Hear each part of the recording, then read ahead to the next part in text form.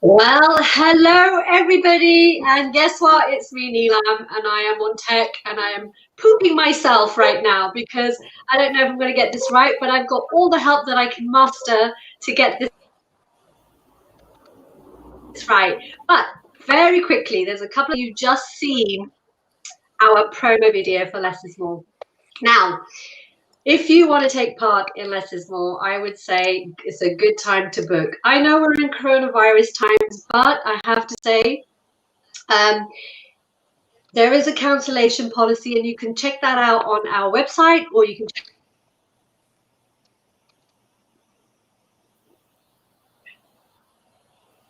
it out on our Less is More group as well. It also covers the one-day seminar, and incredible, amazing women are joining us this coming year. And we're going to be covering Semba, Kizomba Fusion, African Tribal, Kuduro, and I'm adding Dominican.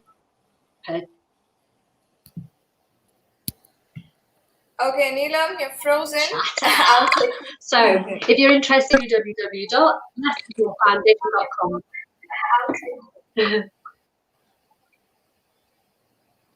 Okay, hello everyone. Welcome to our Female DJs live talk, and we have some wonderful, wonderful guests here tonight.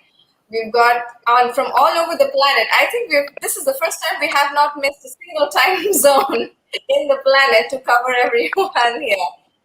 So we've got 𝗏𝗡𝗄 Smith from Japan.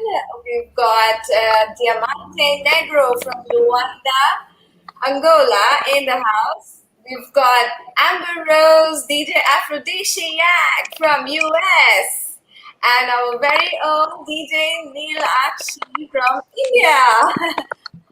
So we've got a great bunch here tonight. So before we get started with the talk for tonight, let us first go back to the last week contest winners. Our usual routine, we do the last talk's contest winner. So 𝗚𝗚, can we have the prize from the last week? The winner gets this amazing t-shirt from Nice Flamingo, which says "My Sister's Keeper." It's a beautiful, beautiful t-shirt. And guess who the winner is?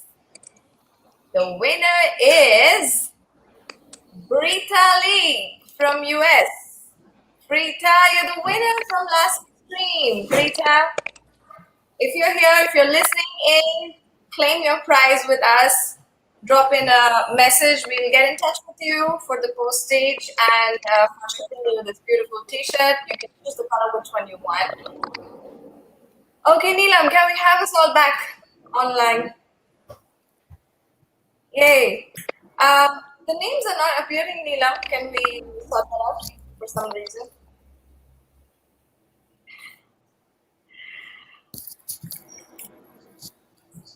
I will get that sorted out if we just want to continue, but we will definitely sort that out as we go along. Yes. Ding! Okay. So the next contest for questions for this week, you get to answer the question within the live duration for this week. For now, in the next 1 hour or 1.5 hours, however long you choose to go, we'll pick out your name, there'll be a draw, and you get to win. This week's winner has a very special prize. We've got another very talented DJ who has sponsored this week's prize. She is DJ Alice from Singapore, and she runs this brand called 𝗓𝗡𝗄𝐴 Design. And this is a beautiful pair of earrings and a mask combo, matching mask combo. And you can follow DJ Al on Facebook and DJ Al on Instagram. Her Instagram page has these wonderful, even more. They have got bags, they've got more masks, they've got bangles, rings. I have also ordered one of them. I'm waiting for my shipment. The shipment got delayed due to COVID, but then they're amazing, beautiful African fabric earrings and African fabric mask in this one. And all you need to do is that answer this very, very, very simple question to win this beautiful combo. Very simple question this time. Can we have the question up?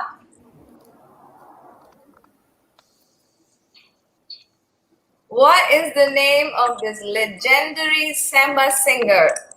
It's everyone's favorite. It's the simplest question. All you gotta do is answer this question during this live, and we will have the winner.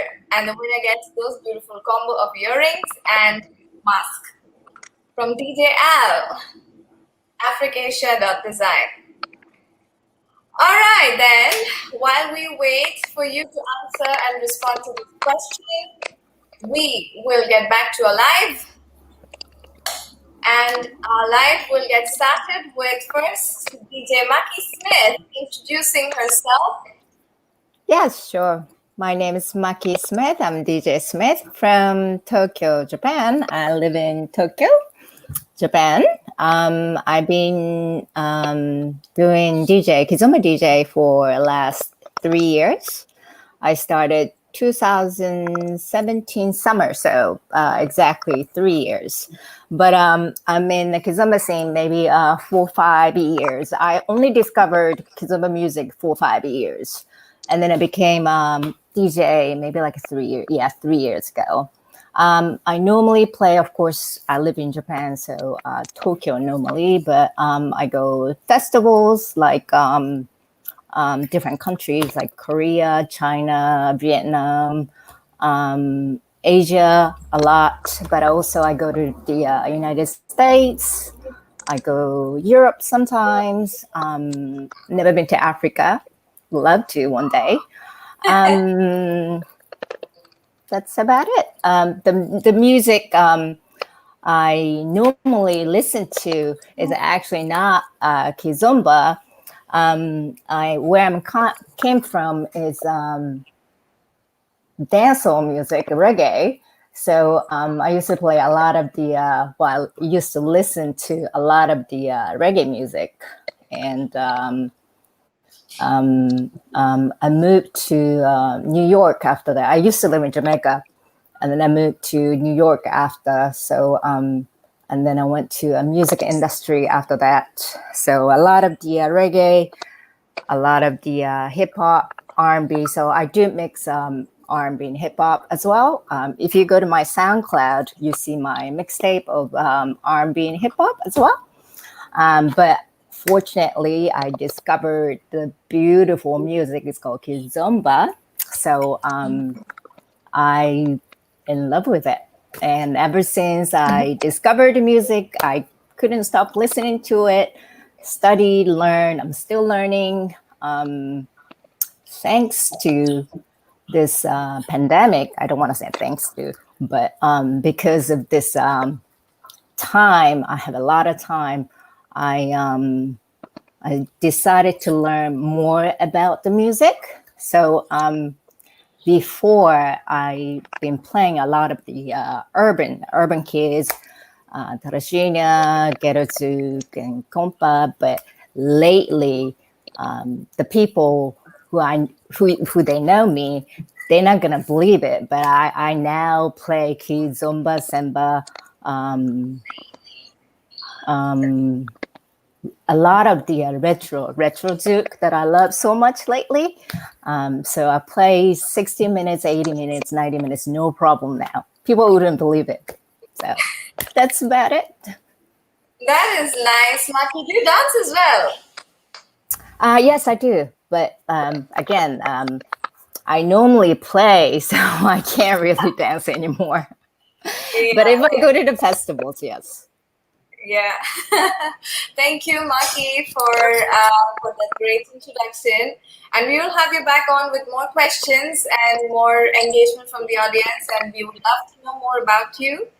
Okay. And over to the next DJ, we have Diamante Negro from Luanda. Hi, Paula. How are you doing? Hi. I'm okay, and yourself? Yes. So tell us about yourself. Well, I am Paula dos Santos. I am DJ Diamante Negro. I've been DJing for about 8 years now. I live in Luanda, Angola. I started in London for about 8 years ago, as I said. It's just I started over with curiosity. I was very curious going to parties and seeing the guys DJing. So I just started, wow, why can't I do that as well? So I started learning and learning until I got the heck of it. I play a lot of a variety of genres like kizomba, semba, kuduro. There is Niger, there's R&B, there is hip hop, and yeah, my favorite genre to play is kizomba and semba, and yeah, that's about it.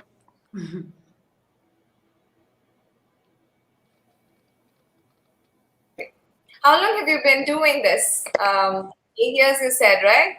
Yeah, 8 years. I've been doing it for 8 years now. Oh wow! Before that, were you DJing some other genres, or were you started DJing with kizomba itself? With kizomba and Afro house. Ah, okay. Yeah. All right. Thank you, Delante. Thank you, Paula, for this lovely introduction. We'll come back to you with more questions and more discussions.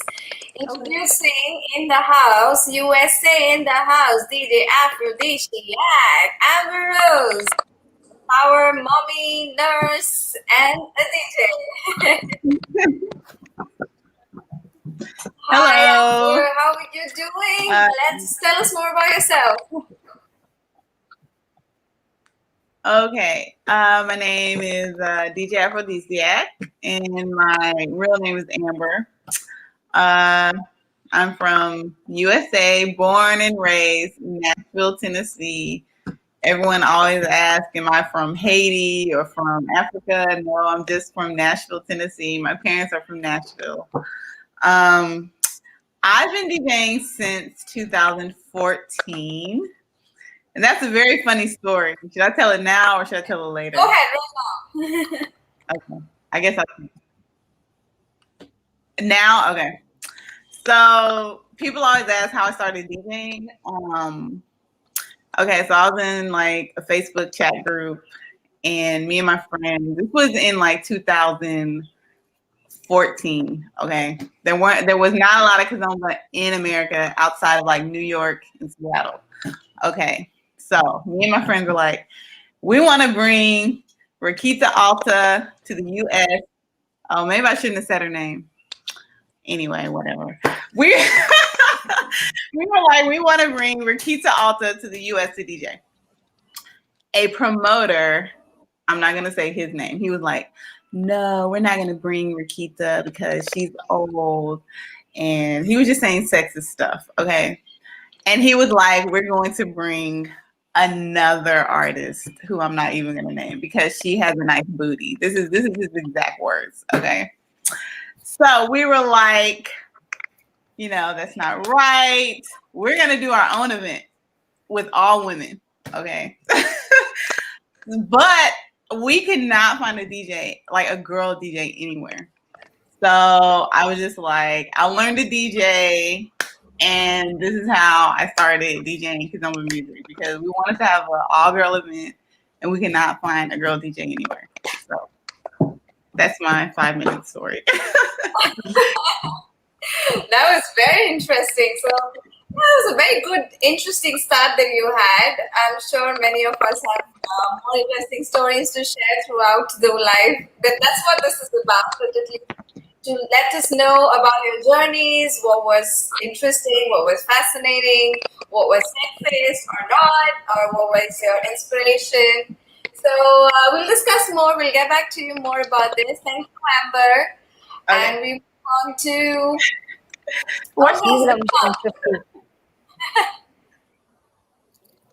What's up?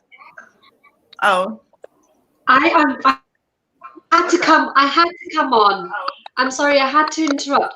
Amber, you're going to have to message me that entire story with names, okay? Just saying. Okay. All right. I feel You know, like I love a story. yeah, I need to write a book about like all the crazy stuff I've seen in Kizomba, but maybe one day. Yeah. Anyway, thank you, Amber. And we go over to our next DJ from my country, 𝗲𝗏𝗃 in the house. And she, I know, is the first female Afro-Latin DJ in India. That's, I know for sure. So 𝗲𝗏𝗃, tell us more about your journey, how you started, how long have you been doing it? We'd love to know more. Thanks, Amy. Thanks, Freedom, for hosting us, and thanks, guys. And my wishes to you. I'm glad we guys have joined here together. So my journey actually started first as a dancer. So I was always a dancer first, and I got into Latin dancing many years back, and around, I guess, a decade back or more than that. And while dancing, I fell in love with the music. And I also wanted to promote Latin dancing. So in India, we didn't have that much of Latin dancing earlier. It was very limited to the biggest dance schools. And my dance school is called 𝐼 Dance India. We were quite small at that time when we started off.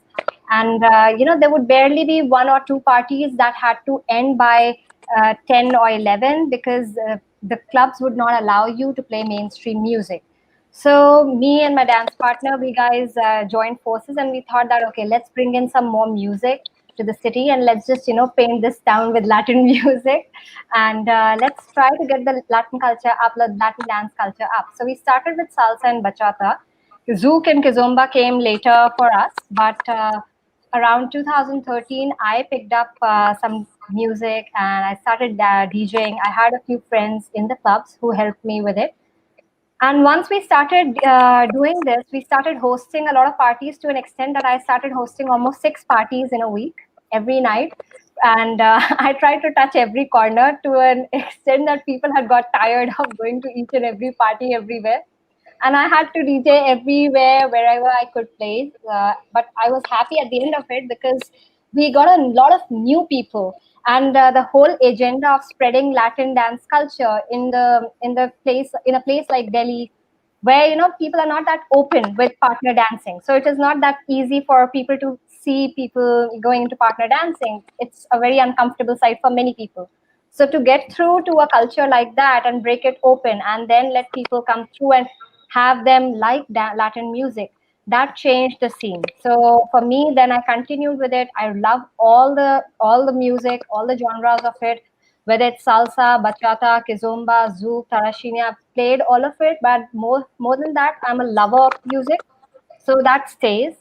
And since 2013 and 14, it's been going constantly. And luckily, through all the promoters who are here in India, I've had the chance to play in a few festivals and few parties all across India, wherever I could find friends who are already instructors.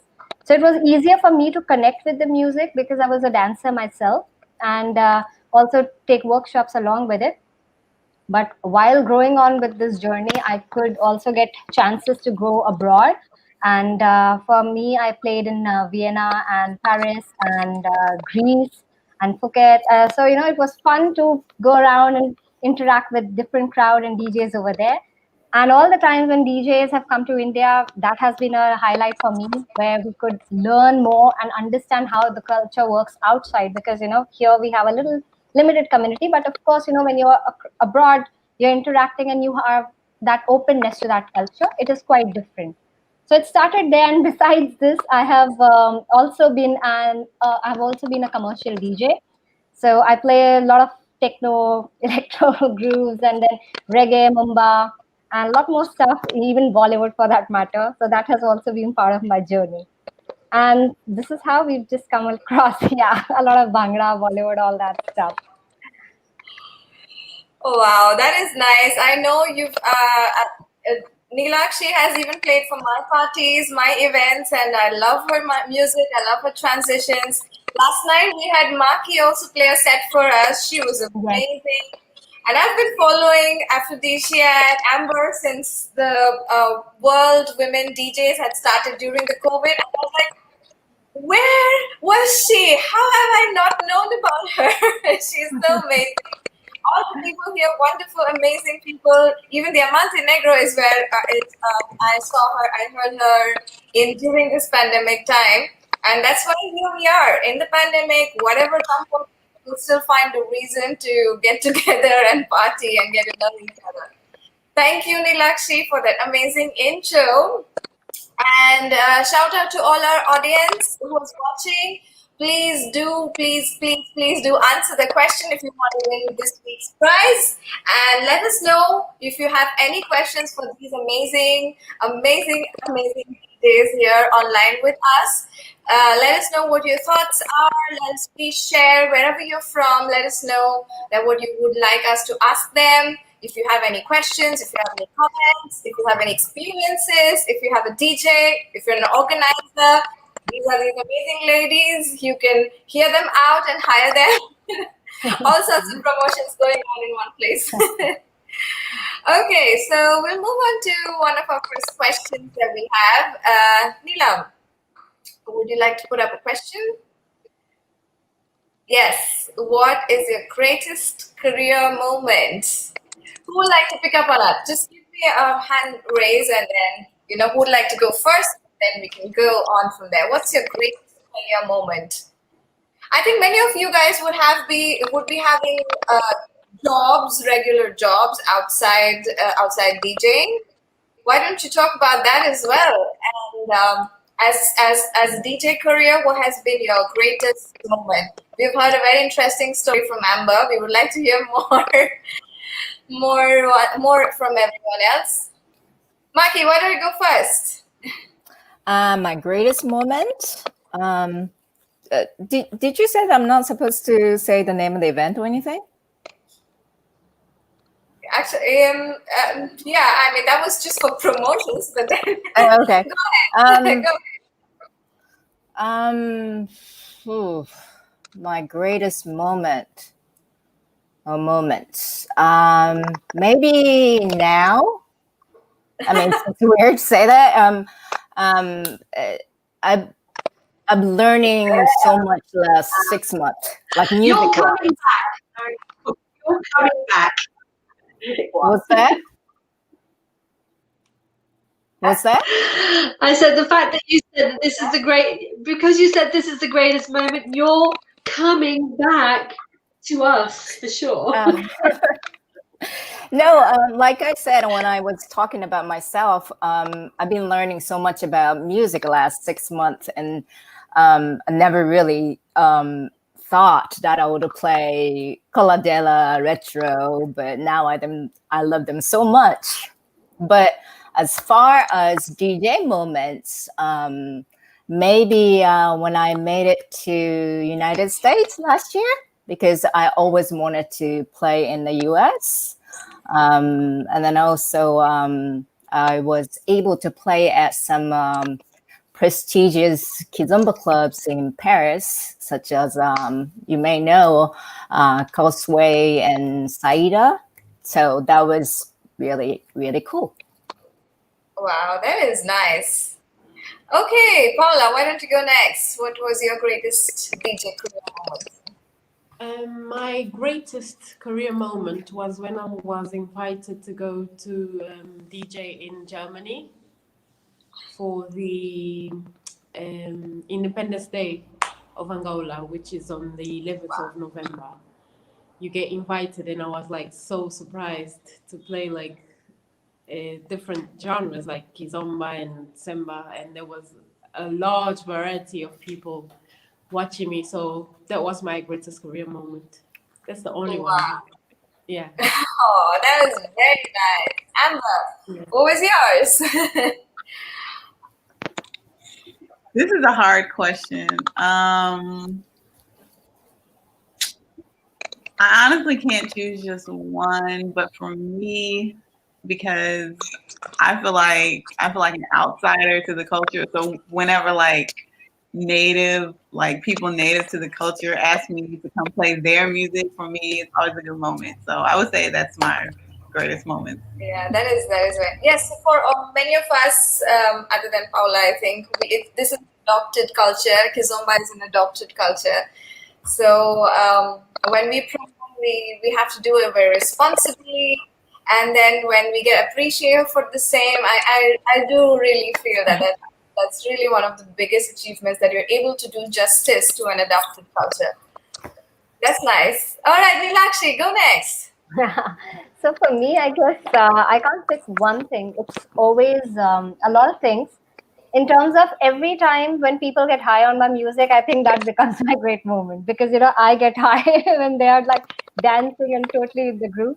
So every time when they come across to congratulate me that was good, that got them moving, I don't know, it's funny or not, but I still take it as a huge victory moment, that wow, I could do it, and it still happens till today. But of course, you know, going to different places to play, whether it's abroad or it's within India, every time it's been great. But one episode where I remember is like I could get some live talent together and create something out of nothing within a day or two. So, you know, I had two wonderful singers who are here. So one of them is already singing. I don't know whose name to take, but then he's already singing. So he's a Kizomba artist, and the other one was from Angola. So both of them came together, and I could just host a live show, and that, you know, took my city into a complete trance. Although we have had a lot of live shows, but to have that in a regular nightclub was a big deal for us. And the way people were in trance with that, like they were totally sunken in, you know. So that was, I think, my career moment. Yeah, that I did it. I got them into that high. So that is my moment. Wow, that is a beautiful story. Yes, I think it was last year sometime, right, 𝗲𝗪𝗧𝗏, if I'm not wrong? Yeah, I believe so. And I was following I remember that one. That was nice. Yeah, that was a good one. Okay, all right. So everyone here who's logged in, please feel free to shoot some very interesting questions to Maki, Paula, 𝗲𝗪𝗧𝗏, and Amber here, who are here with us for the next 30 minutes or more, and we will be here. And you can ask your questions. What would you like to know more? Yes, 𝗲𝗪𝗧𝗏.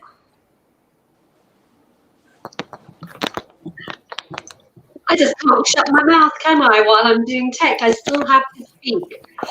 Now, I know you mentioned what's your greatest career moment, so that's obviously in the work that you do.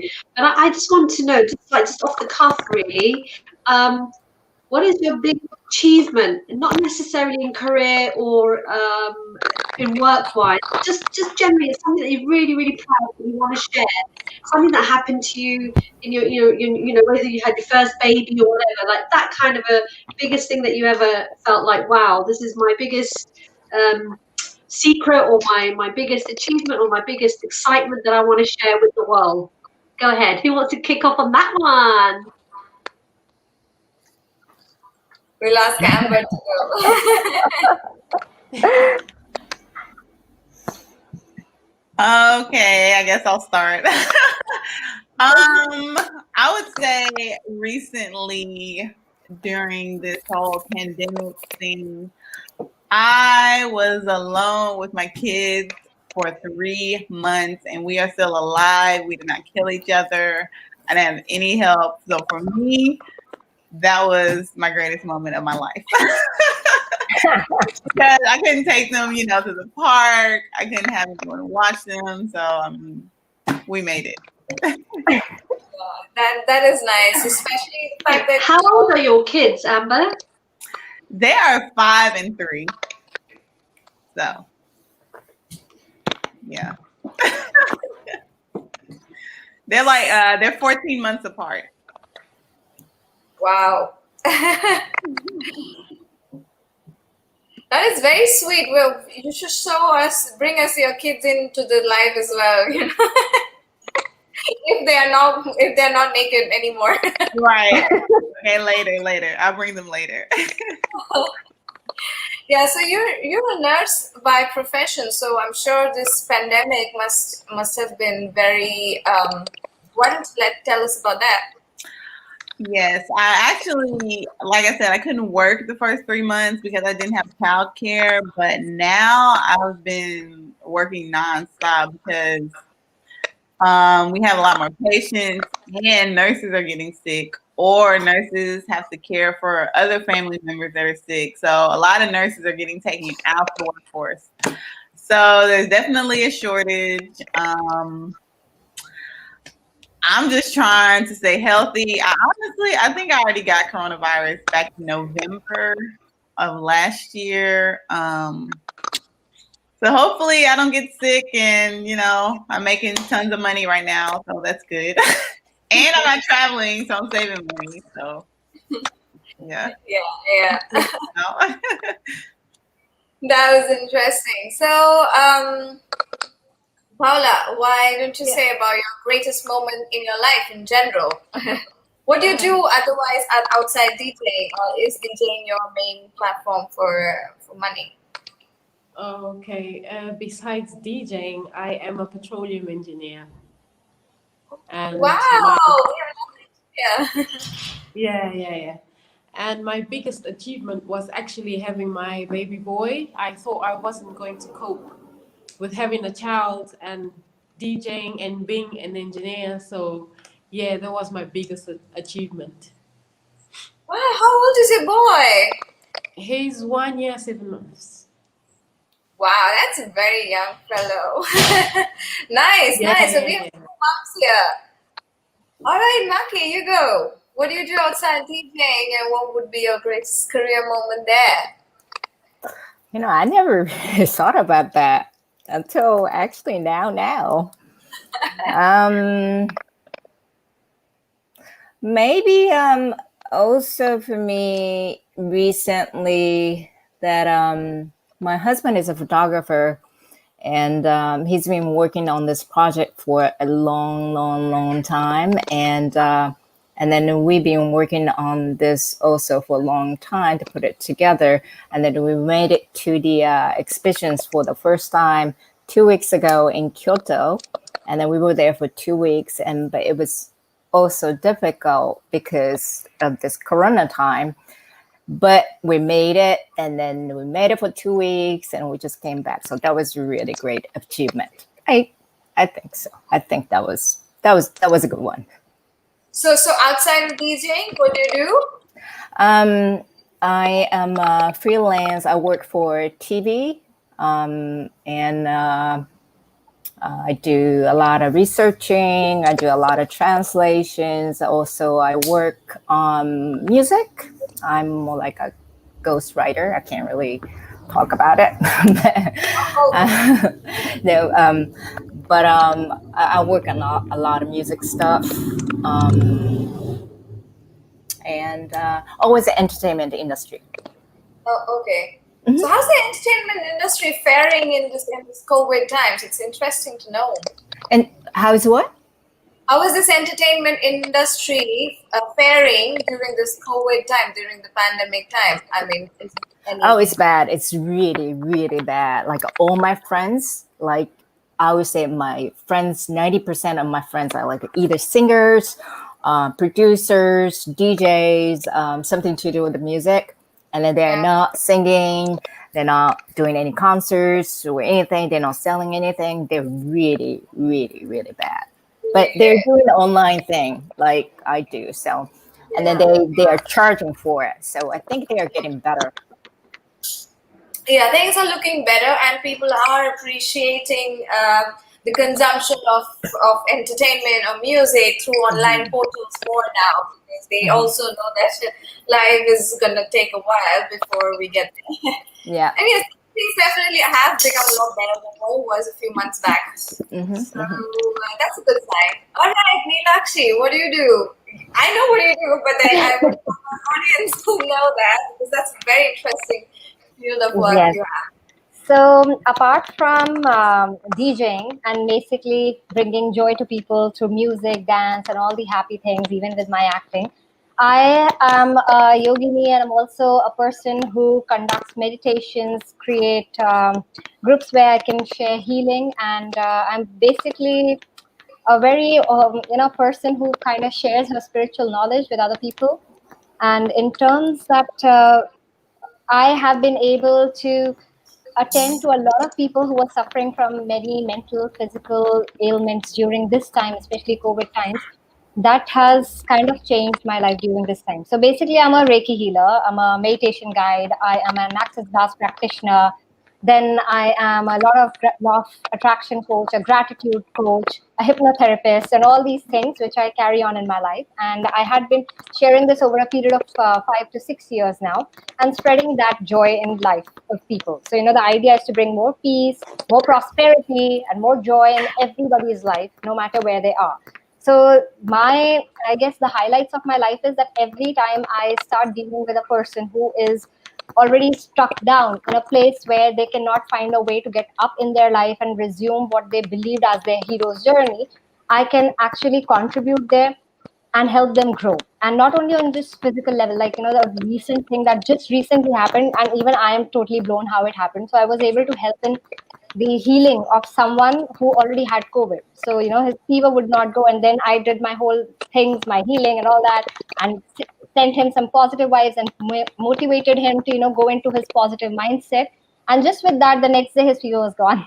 So please do not say that I can heal it. I'm not saying that. I'm saying I can assist in it. And working with people's minds, changing how their subconscious programs and transforming their lives into a more positive, more charged up state is kind of my greatest moment of my life, and something that I'm dedicated to, and which I signify as the thing of my life. Yes, Neelakshi, thank you so much for that. Yes, definitely. I have personally experienced healing from you, and I follow your meditation videos regularly. That has been literally one of the biggest reasons why I stay sane during this weird time in my life right now. I'm also in transition between two places. So yeah, that Neelakshi, really, you're something special. You really are. It was actually Nathan who first told me that Neelakshi is somebody who's very special. You should talk to her and everything. And I met her at a time that I was not doing very well in my life in general. Mentally, spiritually, I was not in a very great place. And she really, it really helped me a lot, the kind of stuff that you do. It's amazing. And I was not a believer before. And later on I said, this actually works. Yeah, and I really, really thank you for it, because, Amy, you opened the doors for me to connect with a lot of people in the dancing community. I know actually in a dancing community, we are all people who are looking for happiness and joy through our dancing and, moving into a wonderful side. But still a lot of people had certain issues that were lagging in their lives, and I could actually connect to it. So the funniest thing that has actually happened is that I was playing at Amy's party one time, and I went on the console and I'm like, totally in my groove, playing the best mixes. And when I got down, I thought that people will be congratulating me that actually that was a rocking set. But actually people came to me saying, I have a back problem. How do you think Reiki will help with it? And I'm not able to think in the present moment. How do you think that will help? And at one of the nights, I was actually going from one room to another, actually giving healing, while people would have been thinking I was getting a lot of action. Yeah, that was very true. I think every festival that I've attended with her, she's juggling between her DJ duties and her Reiki healer duties simultaneously. She's like moving between one room to another and then back on the console. Then again, she's going to one room and then back. So it's funny. Yeah, it becomes very funny. Yeah, because I think when people come on the dance floor, they also come to the dance floor to find an escape from their problems. So they are already coming in with a lot of baggage, is what I would say, and trying to find a way through dance to heal themselves. And then when they come to the dance floor and they see that there is also Neelakshi, it's like dance plus massage together. Okay, by the way, no, it's not a massage, so please No, it's not. I mean, it's not. It's hands off. Otherwise, I'll get a few calls right away that I'm coming to India. What's up? Yeah, but it's also dance therapy plus another therapy included in the package, right? So that's what Neelakshi does. That's amazing. In fact, some of the people who have actually tried the meditation, so how they do it is they will go to a festival. I don't know, maybe even Amy, I think you told me this. They'll go to a festival and go in this full-blown mode where they would be attending every workshop, every party. And, the only thing that they do is they come back to the room, play my 30 minutes or 45 minutes meditation video to rejuvenate themselves, get charged, and go back at it again. So, that is how it works. Yeah. We do that. Yeah, so it's funny. Yeah. That's great. Thank you so much for that, Neil. I'm going to be contacting you at some point. I want us to move on to, has everybody managed to talk about their aspirative stuff that they've really enjoyed? Yes. Was that everybody? Yes, we had everybody. Okay, cool. Because we've got some comments coming in now, so I really want us to go and focus on some of these comments. And firstly, I want to start with one of the Facebook users, Archie. He's just said, "Hi everyone, happy to see so much of positive vibes and endeavour to spread happiness. Keep it up." So well done, ladies. You all are doing an incredible job. I mean, just the mere fact hearing what you do outside of DJing has just kind of prompted me to make a lot more conversations with each of you. So I'm really excited about that. And I'm going to move on to the first question. The first question actually comes from Amrita's husband. So he's wrote here, as a DJ, if you could change one thing in the community, what would that be? I'm going to give you a couple of seconds to think about this, because it's like, I mean, you've probably got hundreds of things you could change, but we're just looking for the one thing that you would like to change in the community. What would that be? So I'm going to kind of throw it out there, and I'll start with Paula. Paula, what's the one thing you would change in the community as a DJ?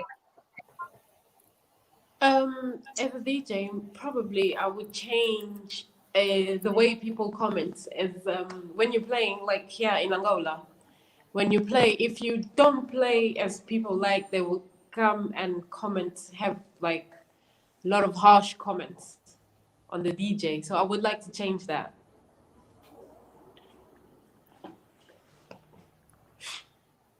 Yeah, be kind. I mean, that's a no-brainer. You've got to be kind.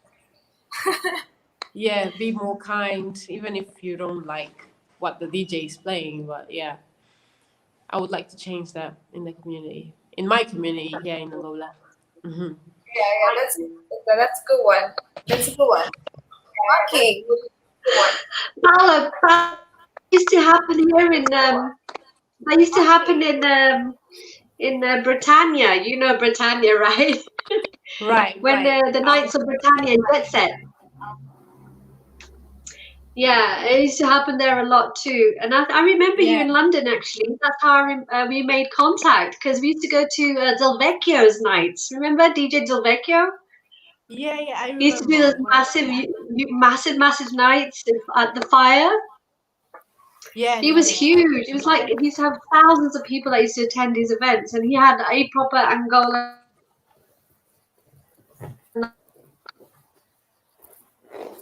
night that used to go on there. So I definitely remember that. People have just said, "Look, I don't like what you're playing. Can you change it? Can you change to what I want to hear?"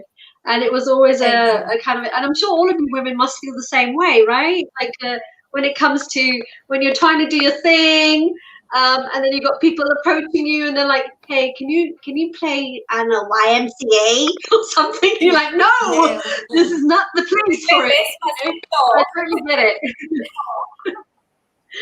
Thank you so much for that, Paula. Over to you, Mackie. I would say I would want the crowd to trust in us more, or I should say respect us more. It still takes time, but like in Japan, like for example, if I play maybe 3 kizomba songs and people be like, "Oh, change it to urban." I'm like, "Oh, please." Or like, people sometimes late, come in like hour later, 2 hours later. And then I might have just finished playing, I don't know, whatever, like urban trashino for like 30 minutes. And then I started to play something else. And then the people just came in to the room. They say like, "Oh, like, can you play Semba, such and such?" There is a flow. There is a story in my music. So please respect that. But it will take more time in Japan. But same as festival, especially in Asia, if I play, I don't know, like 3 Semba songs, people just come to the DJ like, oh, that's too much Semba. I'm like, really? But anyway. Yeah, I reckon promoters out there, what you need to do is create a massive barrier, a fence with electrocuted kind of fencing around, just around the DJ, so nobody ever comes in, ever. And you just do your set, and no one can come through, only with a golden ticket. Thanks, Maggie. Thanks. Amber, what would you like to, as a DJ, what would you like to change in the community? And Amber, there's another question for you, but with this one, what's the one thing you'd like to change in the community? What would that be? I get the feeling you're going to say about 5, but we just want one girlfriend, just one. What would I like to change? You know, this is kind of controversial. I would like to change like the time of the festivals, because I don't know, I'm getting kind of old and it's kind of hard for me to stay up all night. So I would like the festivals to be like during normal hours, normal human sleeping and wake cycles. So like maybe start at 9 a.m. and then, you know, we start the party around 4 or 5 and dance until like 11, you know, and then go to sleep. That's what I would like. So what you're trying to say is you want to be in a kindergarten and have everything a bit earlier. Do you know, it's so true. I think I can't keep up with it anymore. People often say to me, no, you don't come out anymore. I said, I can't do it. I said, my bones can't hack it.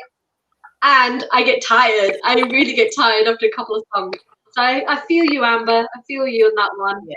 I think everything's got a time and a place, right? Or we start doing over 40s clubs, over 50s clubs, and then see how that one fares. Or the Sunday matinee. That would be a good one. Yeah. Thanks, Amber. Amber, there is a really good question that Archie asked, but I think that's something we can talk about as general, and I'll pass that over to Ami. But I just want to go over to 𝗚𝗚𝘂𝐺𝑚 as the final person to see. What would you like to change? Did you have a go, Han? What would you like to change if you was a DJ in the community? What is it that it would be? So yeah, like how Paula and Maki said, you know, of course there needs to be more respect, and then there needs to be that sort of value for DJs. But apart from that, here in India, I guess we can also have a little bit more value for our national DJs, because we have this habit of going to, well, you have a lot of good go at it, because, you know, we have a lot of tendency of rushing to international only and not nurturing the talent that is already in here. So I would want our Indian promoters to also nurture the talent that is here. And some of them are actually coming up, which is nice. The organizers to come together and help it. But more than that, you know, the sort of respect as a DJ that you should get, the value as a person in terms of you are also contributing to the party in some way. Sometimes that gets totally rejected. It's not for me, because as a girl DJ, I would always have a highlight. But I've seen that for many male DJs in our community who have not got the right amount of value that they should, and they actually deserve for the good work they put in. So, you know, I'm just saying it out loud. But DJs need a lot more appreciation from the crowd that is happening here, instead of just letting them be there. And we need our space to play our own music and our own thing, because like Maki said, we have a story to tell. I totally agree with you. And I think sometimes these kind of platforms where we're having these live conversations, or any other conversations that you might join, kind of highlights these issues for people and for promoters and event organizers to look at this and think, well, what are we doing? What's our local?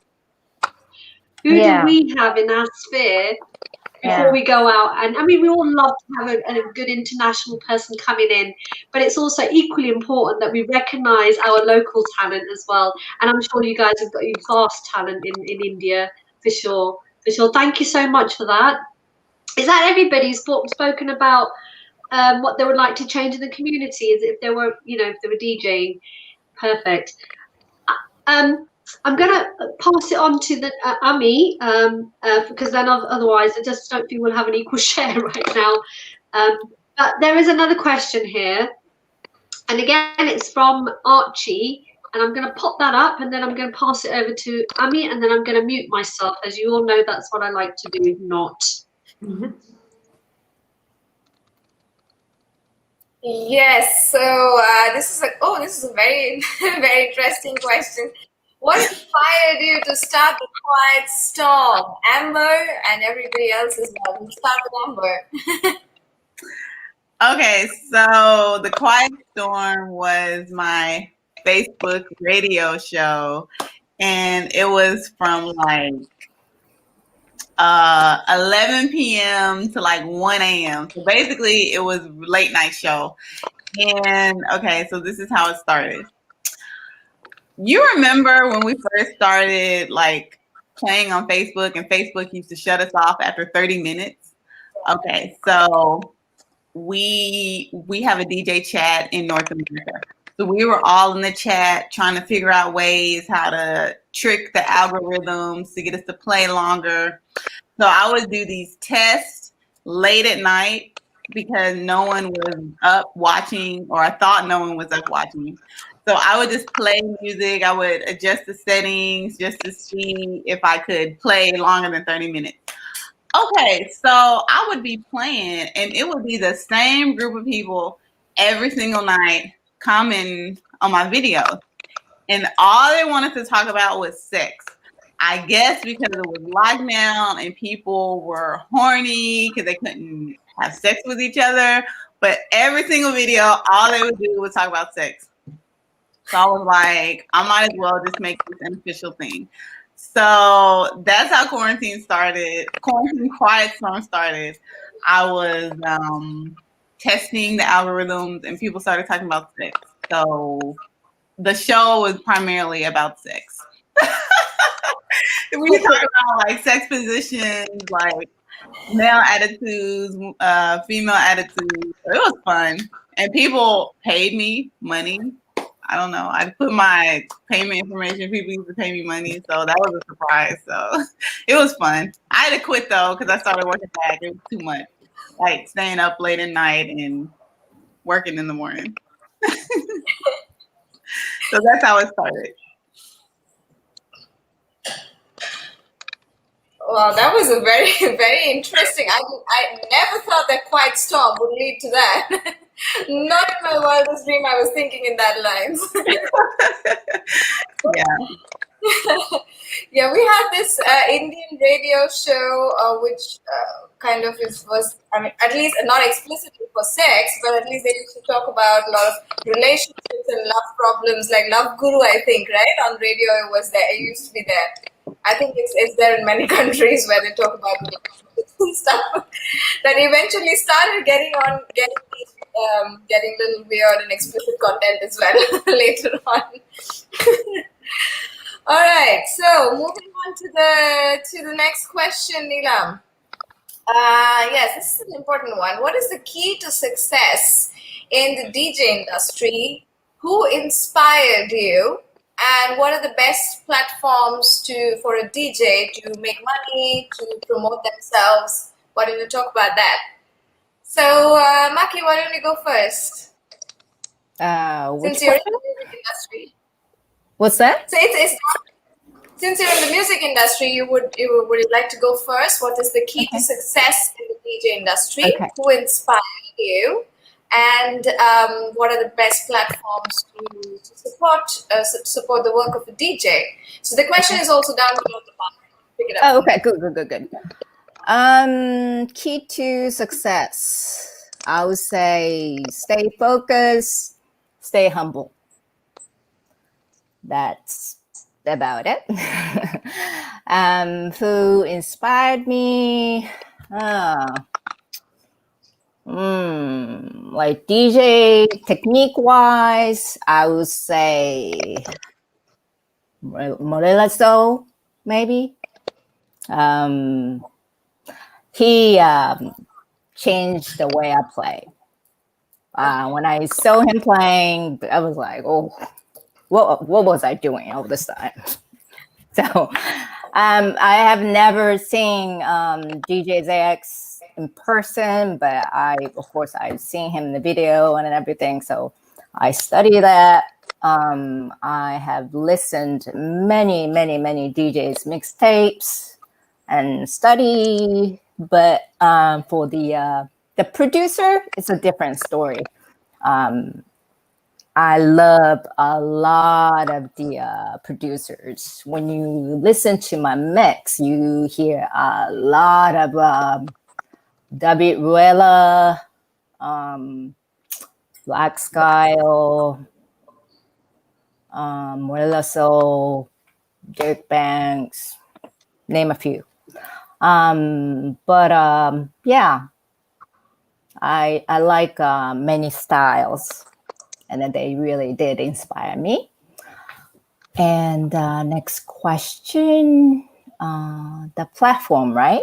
Yeah. I would say maybe my SoundCloud, DJ Mackie Smith, where you can find my mixtapes. Like I said before, not only kizomba, but I also have dancehall, R&B, and hip hop mixtape there. So That's nice. Yes, Paula, why don't you go next? Thank you, Maki. Well, I would say the same as Mikey. The key to success in the DJ industry is to be humble. There's no way you can get somewhere if you're not humble. And I'm not sure, the person who inspired me is DJ 𝗏𝗏𝗏. I'm not sure if you guys know him. He is an Angolan DJ, and he played in different countries as well, so he inspired me. His techniques, everything. And the platforms for me would be Facebook and Instagram. Yeah. Great. Amber. For me, the key to success is just consistency in your DJing and having good relationships with other people, with other promoters, other DJs. Who inspired me? I actually really like 𝗏𝗏𝗏 in the UK. I was supposed to hear him live in Toronto, but it didn't happen. So maybe next year, but I really like him. And the platforms I use to promote myself, Facebook, SoundCloud mainly. A little on Instagram, but mainly Facebook and SoundCloud. That is nice. That is nice. Okay, next, Neelakshi. What do you think is the key to success? Who inspired you? And what are the best platforms to support you? So I would say that the key would be reading your crowd well and trying to connect with what they require, but at the same time, keep giving them more. So you are always connected to what they are already liking, but give them a little bit more. So kind of helping them graduate with the taste and, letting them taste something new every time. And I guess that is what keeps us fresh, updated, but at the same time also takes the level up altogether. And when it comes to getting inspired to do this, I think by nature, I'm a person who gets inspired on a daily basis. So, whenever I'm standing next to any DJ who's playing out there, I'll always find something to be inspired by them. And, when I see and hear the steps of other people, I am totally like, I got to woodwork more, I got to do more, be totally out there. So I think every day, every person has contributed to my journey, whoever I've sat or stood next to. At the same time, it's the love from the audience, because I'm more of a person who started from her dancing. So the encouragement that I got from my audience when I tested my hands on DJing was something that kept on pushing me further. So it's a very ongoing process that has been going on for me. And I admire every single DJ out there. I don't think so there's anyone I would say is not good. So, you will never hear me say that. I'll always have that love for every DJ, everyone in every corner of the world, because there's something to like everywhere. As for the platforms, I am more active on my Instagram. then comes SoundCloud, and then comes Facebook. So I'm least active on Facebook, which is why I have not been attending the messages also. So that is all. That's nice, Neelakshi. That's a very interesting thing that you said, because as a DJ, I guess you guys are in control of what your audience gets to consume as a music. You are the ones who develop the taste that they have. They already come with some taste, but then the kind of music that you subject them to kind of becomes their acquired music taste. So you guys as a DJ are in a place of an influence that how you would like, what kind of music would you like to deliver to your audience, whether they like it or not. So do you think that, preferring the, like giving importance to the audience preference is more important? Or do you think that, I wouldn't call it forcing your music taste onto them, but it would be like, subjecting them to the more of not just variety or even, you could say variety, or the authentic music, or what is a good music, and that sort of stuff. Does that help more? I mean, what is your approach in general? Is it the audience choice, or you would like to feed the audience what their choice should be? So I usually prefer to create a balance between the two. Okay, so if you ever get to, it's always easier to communicate with a person who's a little open to your ideas than a person who's completely opposing your ideas. So consider this art of communication applied here too. You're kind of giving them something. If you suddenly start saying that I know music better, and I have researched so much and the entire day I've done this, you can't force it down the throat. But then at the same time, give them a little taste of what they really like, and then transform it. So, I do a lot of work in transforming the music and then bringing them together eventually. So most of the times I have been lucky in that in our city, somehow we have a very stuck up routine. I guess you understand, but I don't want to get into the depth of it. Okay. So mostly, we kind of nudge them a little by little to the traditional and more authentic kind of music, and then they start getting the hang of it, that you played something like that, what was it? And slowly and gradually their taste starts improving or changing, and then they can find a place where they can enjoy that as well as this. So you kind of, it's a very thin line of balance, but I guess we all are working towards it. Paula, what do you have to say to that? That was very interesting. Thank you, Neelakshi. Sorry, I couldn't hear you properly. Sorry. Yeah, how would you do over requested music versus the music that you would like them to hear? What do you balance? How do you balance these two? Like, so you have a particular way. It's your own music that you want them to consume, and then there's a music that they want to hear themselves, like the more preferred version of music. So how do you play between them, or what do you prefer playing? Audience choice or your choice? I go with my choice first, and then I go with their choice. For example, if I'm playing R&B and they want me to go to kizomba, I play a little bit of R&B and then I go to kizomba. That's how I do it. A little bit. I cannot do everything about what they ask. I have to do a little bit of my taste as well. So I do me first and then I go to their choice. Mm-hmm. That's how I balance it. That's great. Maki, what do you say? I may have to go a little off the question. I will come back to you.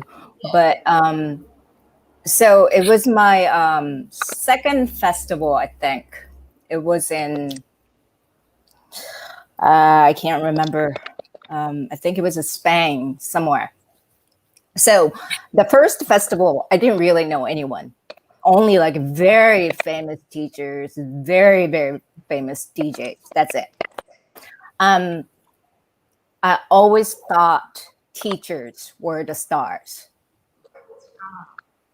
But first festival, I kind of sensed it's something different. But second festival, I definitely felt, oh my God, DJs are the stars. I don't know who that was. I don't know who they were. I can't remember. They control the entire floor. They change the vibes. They bring back the vibes. They put together the vibes. I'm like, oh, whoa, I gotta do this. I mean, like, usually I when I have these questions, like, why did you become a DJ? I usually say, because there is nobody in Japan. That's a cliche answer, but I don't want to talk about this long stories. I usually say that.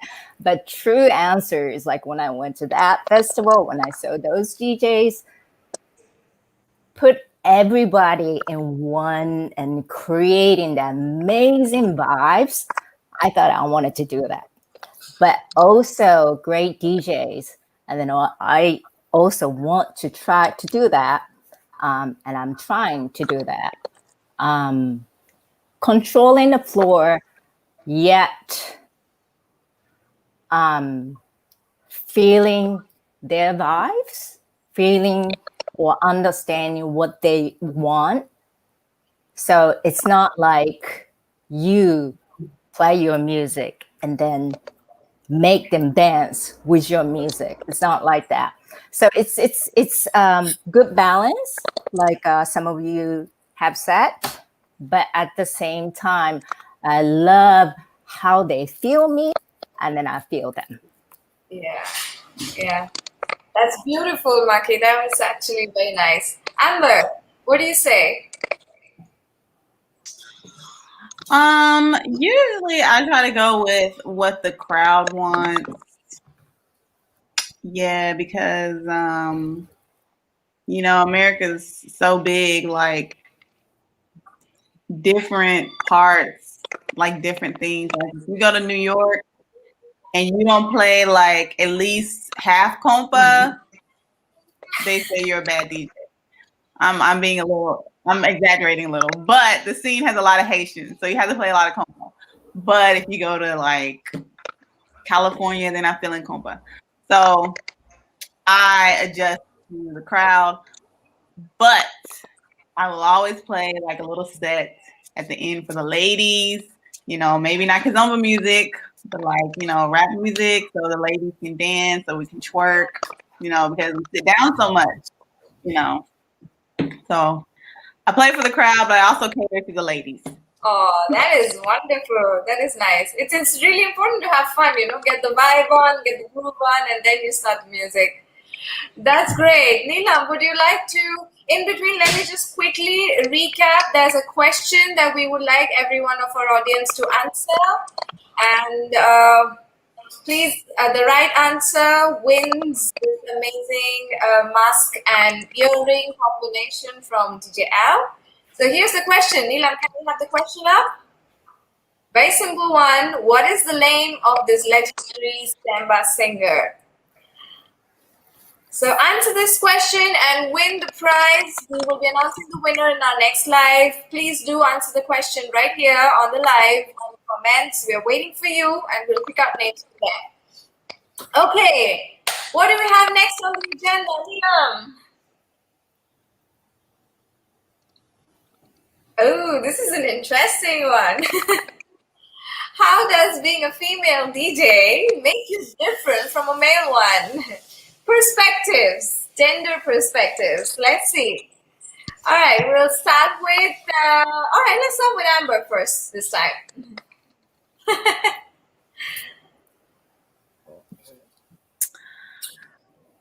Well, I think that personally, I feel like women, we like different music from men. So personally, I know I play way more female singers because I tend to just, you know, play songs that I like to sing along to, and I like to sing to women's songs. So I definitely play more women singers, and I think I connect to the women a little bit more. Definitely women DJs are paid less, so that's the difference. Personally, I feel like, yeah, that's it. Paid less, connect to the women more, and play more women singers. Wow, that is interesting. Okay, I did not know about this. I thought a DJ's payment should be generic or gender independent. I This was mean, actually surprising. in theory, yes. But I mean, we are in society, and in society, American society at least, women are paid less. So that's definitely reflected in all aspects. Wow. That is interesting. Okay, Paula, what do you say about that? Do you have the same issues? Do we? Actually, in Angola, it's a little bit different. Here, we get paid more than the male DJs. And what makes us different is that we get more audience because it's only guys playing Angola. It's only male DJs in Angola. So when they see like a female DJ, you get more and more audience. So yeah, that's the difference. That's encouraging. That's nice. Yeah. Yes, Neelam, unmute yourself.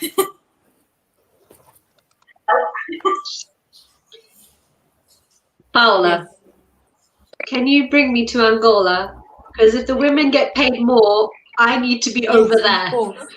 I'm just saying it. Just I need to be over there. I mean. Okay, Neelam, you're frozen again. Yeah. Neelam is frozen. In the wrong place. She wants to come to Angola and she's frozen.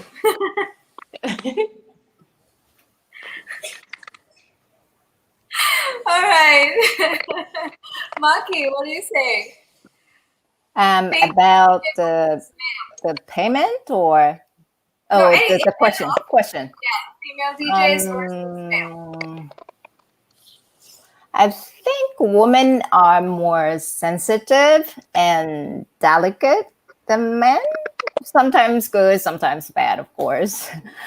But overall, I think women feel the crowd more sensitively, I think.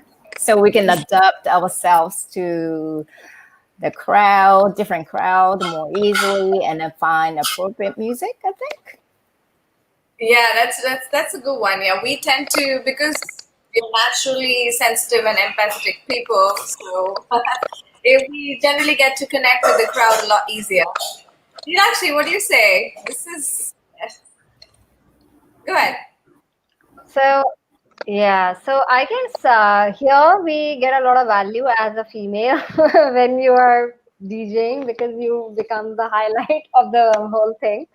But not that much everywhere. Like, it's not all good. Okay, so yes, there's a lot of money, there is a lot of name, and there's a lot of popularity. Of course, more audience comes in, especially in the commercial scene more than the Latin scene. Okay, because in the Afro-Latin scene, it is still a little bit of how you are with the tribalism is still there. But in the commercial scene, you go in a completely different level. It's a whole different world out there. You go to a level of a celebrity right over there, because I had a gig on New Year's and I had my hoardings all over the city in Jaipur, so it was a pretty cool thing. Okay, but at the same time, sometimes it backfires being a female DJ, because you kind of rub people the wrong way. Okay, and then they are a little affected, because especially many guys are there, so they kind of feel that they dominate the field. So it's kind of a very interesting fight that you have to go through. But I guess we all ladies go through it at some point or another. But especially when it comes to that, when you're on the console, and this I'm not talking only about Latin, this is also about commercial everywhere. So you go on the console and something is off, and people are like going crazy that, oh, I know how to do this. And actually, not everybody has the idea of how to get into the technical stuff. And then suddenly, as a girl DJ, you come there, you pick out one thing, you put in one thing, and you fix it up. And then they're like, oh, by chance she made it happen. That was just by an instance. She actually doesn't know that much. So that kind of thing also happens. And I guess we all go through it on a daily basis, anywhere, somewhere or the other. So you can actually disregard it and keep the perks, because, in the end, you're getting paid higher. So enjoy that. Yeah, so you're okay to be mansplained as long as you're getting the money. I guess so. I kind of let the man explain, but eventually I do the work and just say that, why could you do it earlier then? I wish you could have put that in practical.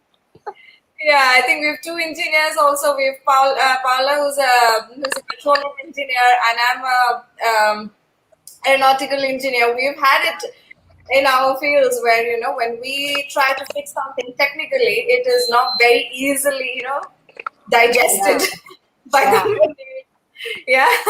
Yeah, So, but I guess the male DJs who have reached a certain level, who are quite high, they are the ones who are very encouraging. So, you know, with them, they kind of become your tribe, and then they help you get pushed forward.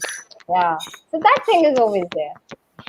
yes, yes. In Asia, we have. I personally know DJ Salva. He encourages a lot. I mean, he's personally trained a lot many women, female DJs, underlings under him. That, you know, he's been very encouraging. I've heard so many friends tell about him. That's right. You know, once the male DJs are very established, they really reach out and create platforms for yeah. That's nice. Next agenda, Neelam. Oh, we already passed 1 hour. We didn't even 1 hour. Yeah. I can't believe it. We said we were going to wrap up about in 1 hour. It's now 1 hour 20, almost 20 minutes. Yeah. But we do have the final question for all of you, which is a really interesting one. And I think we've always had Amber or Maki kick off, but we're going to get you to kick off on this one, 𝗓𝗏𝗄, and then we'll pass it on to the rest. So the final question is, how do you balance your DJ life with your home or your other work life? So it's not that hard actually for me. My DJing life is my partying time. So, you know, the whole day I'm working or doing other things and actually doing my meditations and totally in the zone. So when I'm doing my meditations, I'm already all high and in my own trance. So when I go out there, DJing seems to be very easy for me. It's just like now living like a child and enjoying everything that is out there. And luckily over here, we don't have to, you know, play till 4 o'clock in the morning. Like Amber was worrying about. For us, party ends by 12:30 because of our laws. So I don't have to worry about it. So maybe Amber should try and come here. Then she can have that kind of lifestyle and make money with it. Thank you so much for that, 𝗓𝗏𝗄. Amber, we see your lovely little cutie girls are on with us. Hi, say hi to everybody. Do you like mommy DJing? Okay, how do I balance? Okay, first off, You want a big hello, big hello. These two broke my first 2 controllers. Okay, one poured water on one, and the other one like messed up one of the jog wheels. So for me, it's been very, very hard to balance it.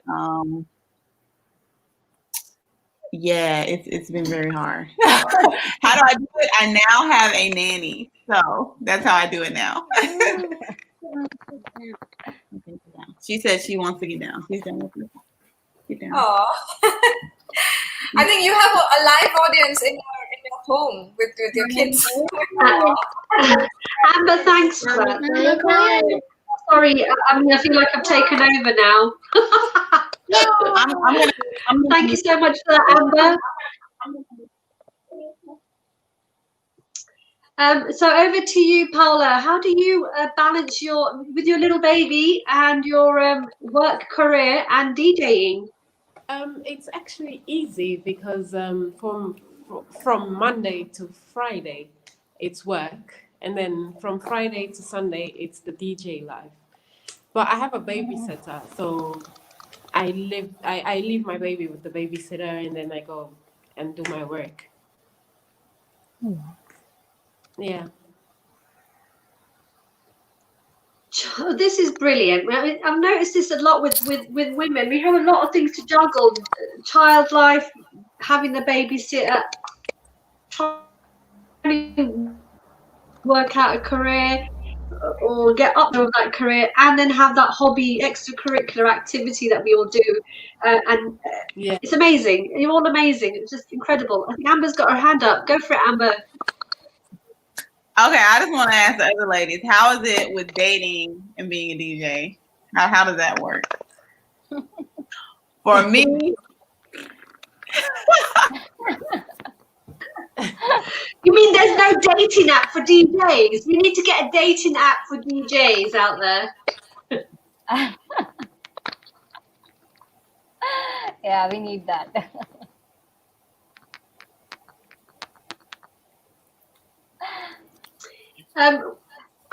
Let's go over to, we'll come back to that, Amber. I mean, that's a whole conversation on relationships, really, and non-existent relationships.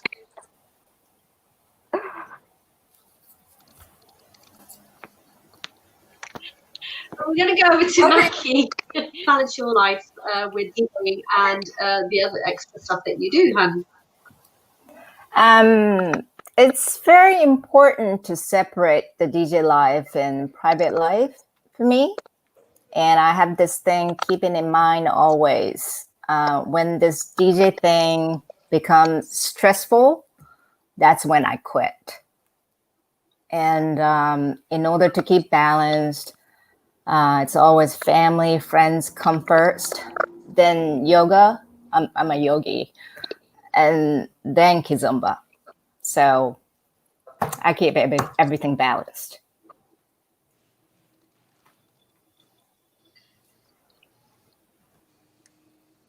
Okay. Balance is the key, I presume. I mean, you're all doing fantastic. How you manage this, the amount of stuff that you do is incredible. I just want to go back to Amber's question about dating. I have to say, Amber, I kind of have to agree with you on that one, because I've been balancing my career and then doing a lot of teaching. I think in the last 4 years I've kind of come away from teaching now, so it's like full on 14 years.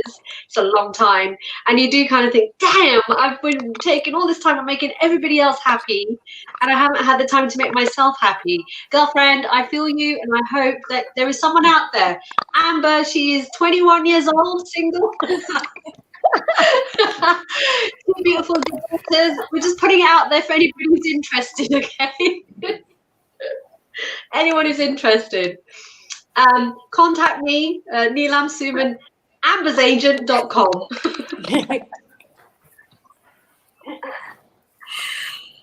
All right, that was fun. I'll hand it back to Yes, Mummy. Neelam, you're freezing often. We would love to hear more from you. Because somehow your screen seems to be not compromising with you well. All right, that was really a lot of good insights from every one of you. All of you, we've got two yogis in the house, like yoginis in the house, Mackie and Amber. Mackie and Neelakshi. So this is interesting. It was a very, very nice session, and it was so amazing to hear from all of you.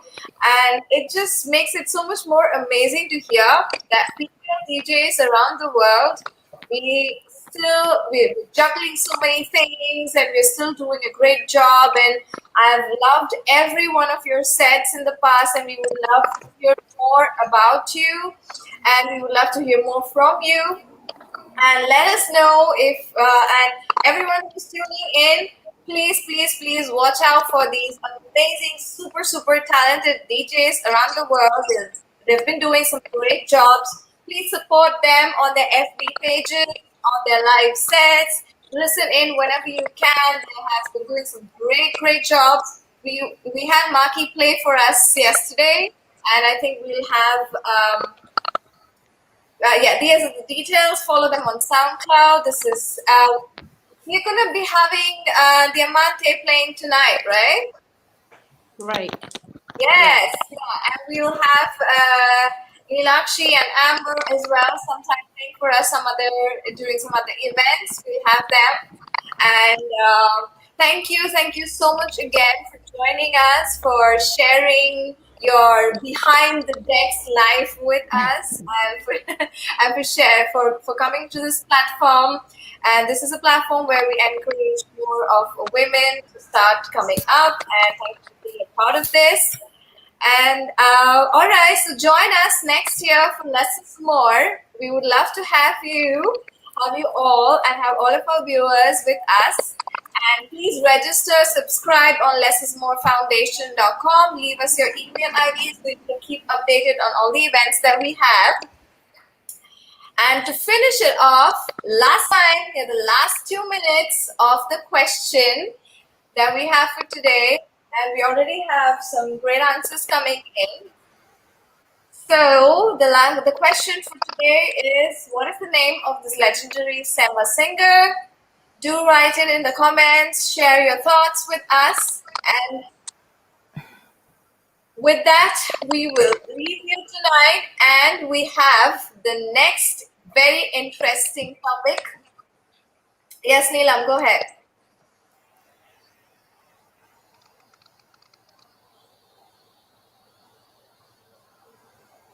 Oh, you're frozen again. Oh, you're frozen again and you're muted.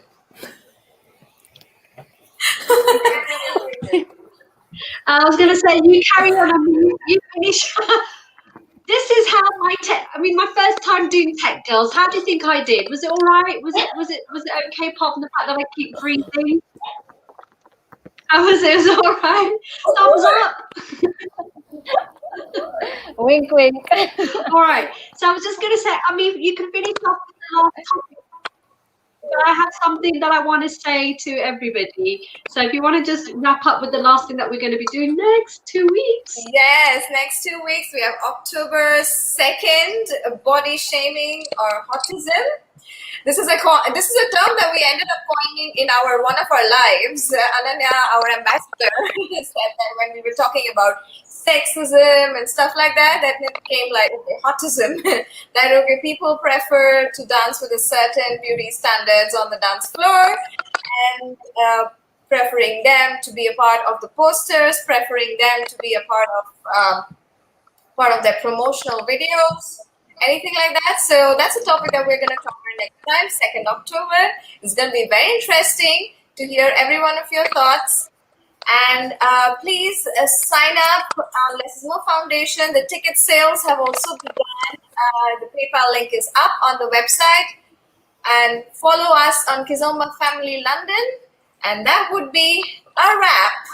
Thank you one more time, ladies. Lovely, beautiful DJs. We love your music. You guys are amazing.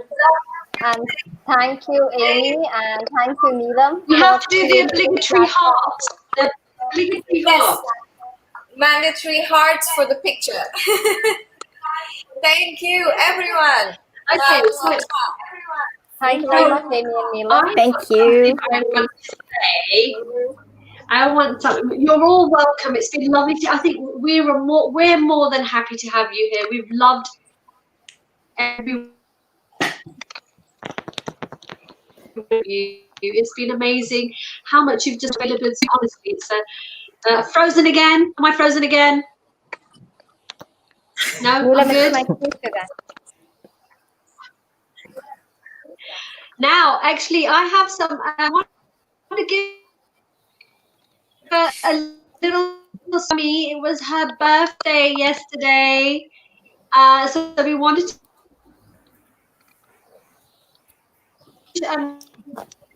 Thing for you, Ami. I'm going to pass it over to 𝗏𝗏𝗏.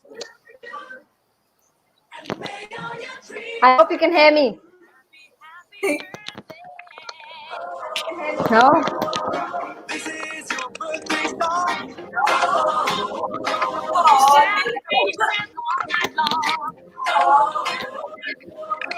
May all your dreams come true.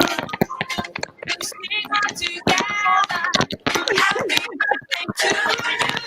Happy birthday celebration. Party like you feel the vibration. Oh, thank you so much. Bye, everyone. Bye, everyone. Bye. Take care. Thank you. Thank you. Take care. Wish you guys best. Bye, girls. Take care. Bye. Bye.